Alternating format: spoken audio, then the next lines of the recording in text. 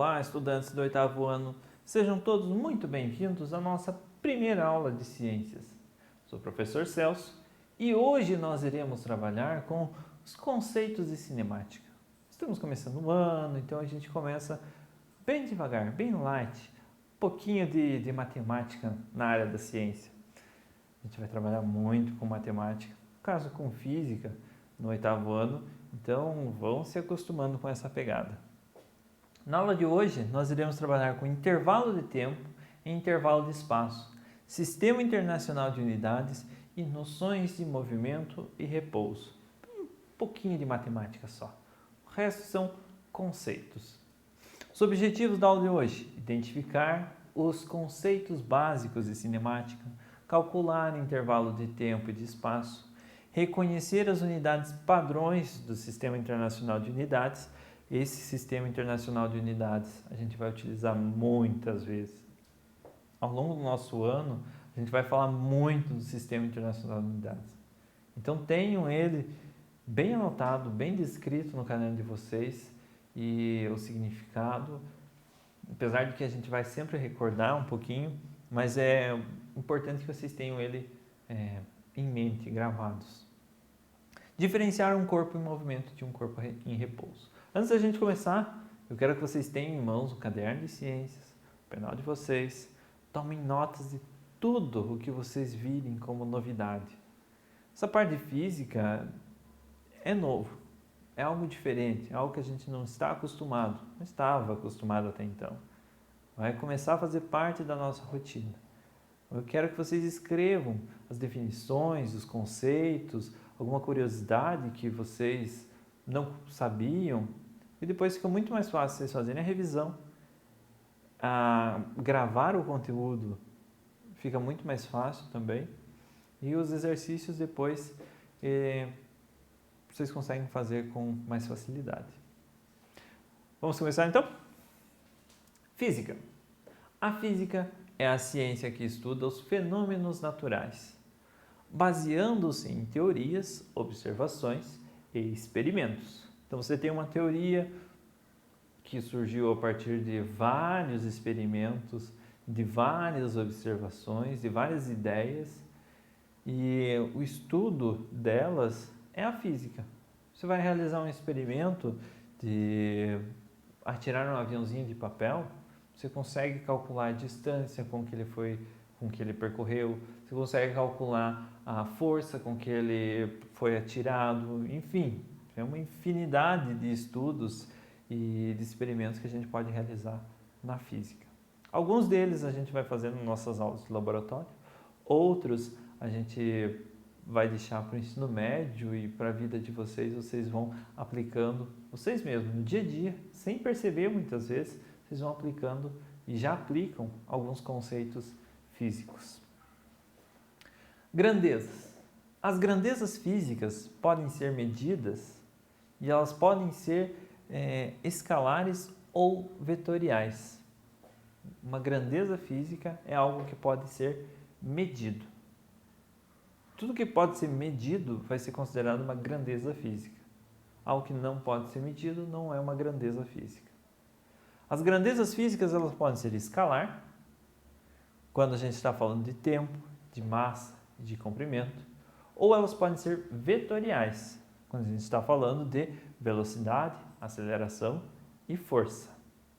Vamos definir mais para frente quando a gente for trabalhar com essas unidades, certo? Sistema Internacional de Unidades. Lembra que eu falei que era importante? Então, anota lá o que significa. No mundo todo, usam-se diferentes unidades de medida para uma mesma grandeza.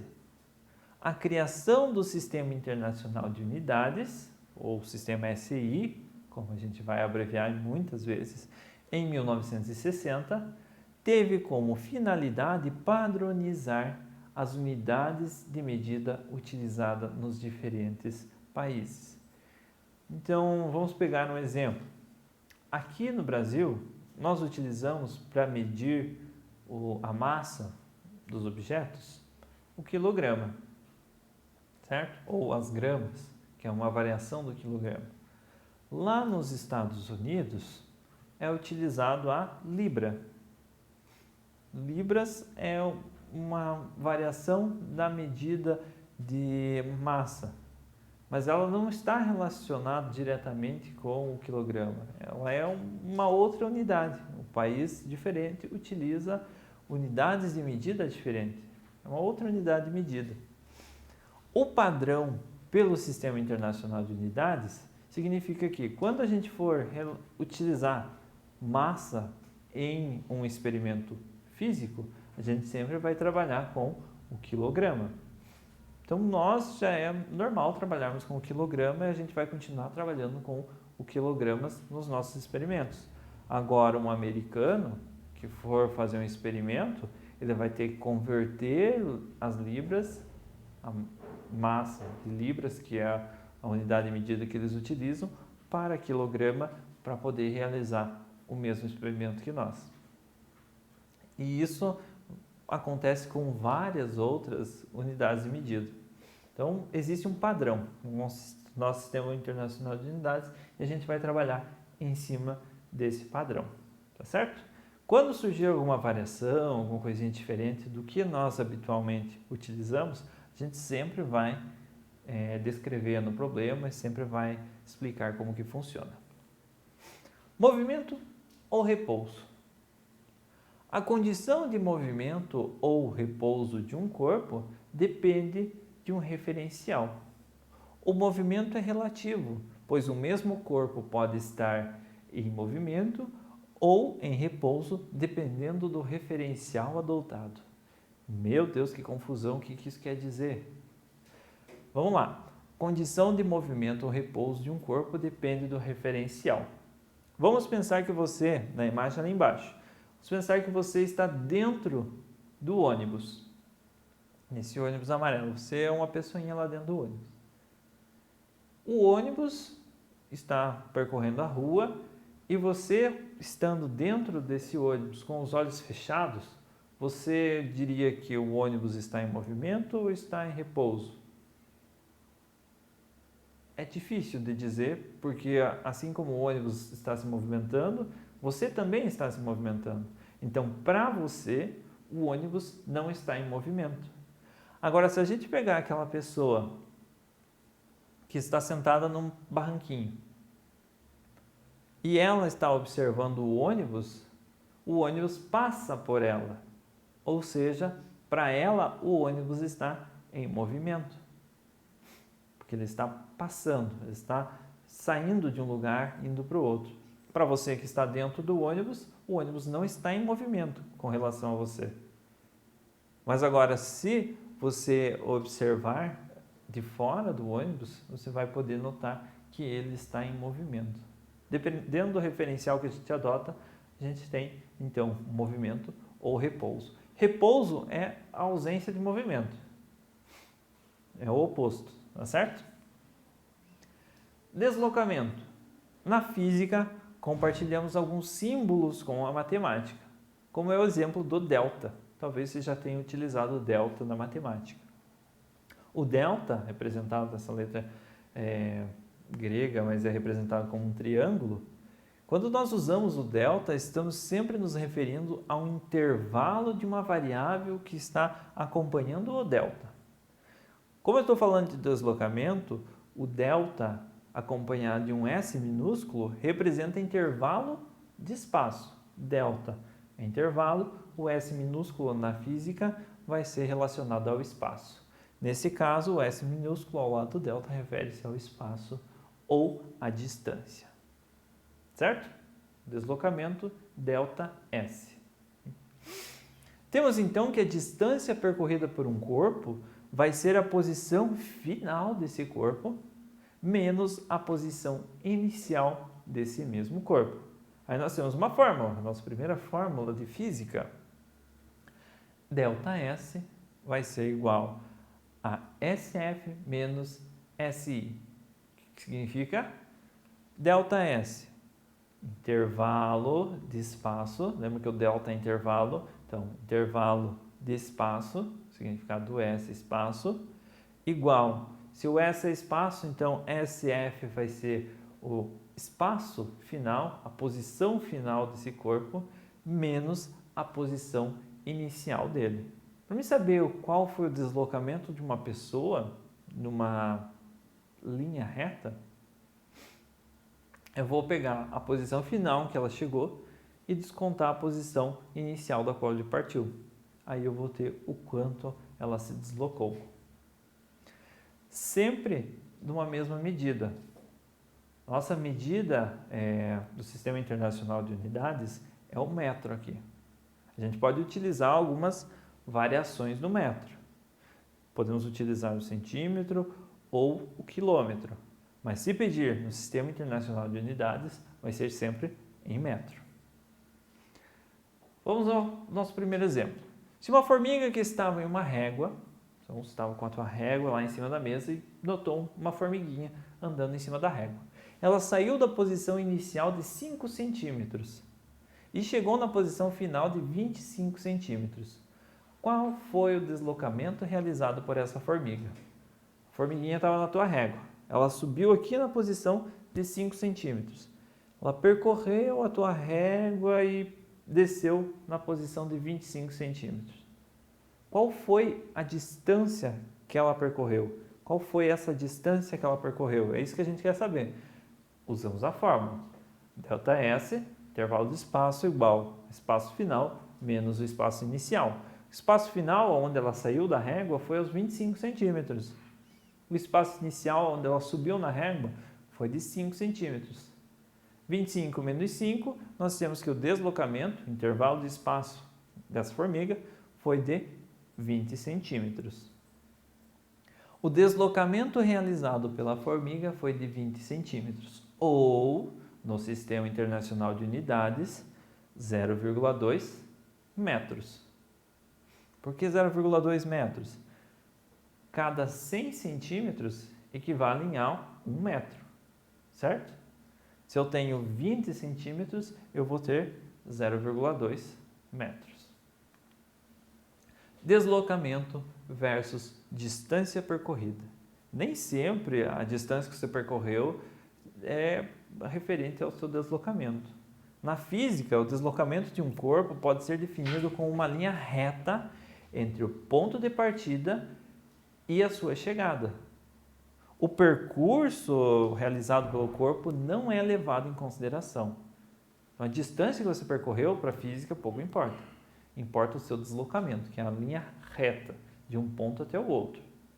Então, se você, para sair da cidade A e chegar até a cidade B, você teve de, entre aspas, percorrer ali 2 montanhas, que deu uma distância de 50 quilômetros, para a física pouco importa. De um ponto, do ponto A, da cidade A, até o ponto B, você teve um deslocamento de 30 quilômetros. É uma linha reta traçada. Se você subiu, desceu, virou para a direita ou para a esquerda, pouco importa. Para a física, o deslocamento é uma linha reta. Vamos a mais um exemplo. Se uma formiga que estava em sua régua saiu da posição inicial de 5 centímetros e foi até a marca de 30 centímetros e retornou para a posição 25 centímetros, onde parou, qual foi o seu deslocamento, ou o deslocamento realizado por essa formiga? A resposta é 20 centímetros. Mas ela foi até os 30 centímetros e voltou para os 25? Aí que está. A distância que ela percorreu, pouco importa. Se ela foi e voltou. Interessa é de onde ela saiu e aonde ela chegou. Ela chegou nos 25 centímetros. Então, a gente vai fazer a mesma fórmula do primeiro exemplo. ΔS vai ser igual a posição final menos a posição inicial desse corpo. ΔS é o intervalo de espaço que a gente quer saber. Posição final não é os 30 centímetros. No meio do percurso ela chegou nos 30 centímetros, mas não interessa para nós. Aonde ela parou foi nos 25 centímetros. Menos a posição inicial 5 centímetros. O deslocamento dela foi de 20 centímetros, ou 0,2 metros. Intervalo de tempo segue o mesmo princípio do intervalo de espaço. Iremos representar o intervalo de tempo pelo símbolo ΔT, sendo o t minúsculo referente ao tempo gasto para realizar uma ação. A fórmula é a mesma, ΔT igual ao tempo final menos o tempo inicial. Intervalo de tempo, instante no qual o corpo chegou ao seu destino, vai ser o tempo final, e o tempo inicial, instante no qual o corpo partiu. Então, certo? Um exemplo. Baseado no exemplo anterior da formiga, podemos supor que ela estava andando na régua e quando passou na marca dos 5 centímetros, o ponteiro do relógio marcava 15 segundos. No momento em que ela chegou na marca dos 25 centímetros, o ponteiro do relógio estava marcando 33 segundos. Qual foi o tempo gasto pela formiga para percorrer os 20 centímetros? Conseguem responder? Usa a fórmula lá e tenta responder. Pausa o vídeo. Vamos lá? Voltaram já? Conseguiram responder? Quanto que deu? A fórmula é a mesma do deslocamento. Só que agora a gente vai estar calculando intervalo de tempo. Intervalo de tempo, ΔT, vai ser igual tempo final menos o tempo inicial. Tempo final é quando ela chegou nos 25 centímetros. Ela chegou quando o ponteiro estava no 33 segundos. Menos o tempo inicial, quando ela entrou na régua nos 5 centímetros, que foi aos 15 segundos. Para ela percorrer dos 5 centímetros até os 25 centímetros, ela levou 18 segundos. 33 menos 15 são 18 segundos. O intervalo de tempo gasto pela formiga para percorrer os 20 centímetros foi de 18 segundos. E no Sistema Internacional de Unidades, o tempo é medido em segundos. Nós utilizamos geralmente horas, mas o Sistema Internacional de Unidades vai ser sempre em segundos. A gente vai aplicar esses dois conceitos mais para frente, esses cálculos também, mas por enquanto é esse o básico. Espero que vocês tenham entendido. Se ficou alguma dúvida, retoma o vídeo, assista novamente e responda os exercícios que nós temos proposto para vocês. Nos vemos na nossa próxima aula.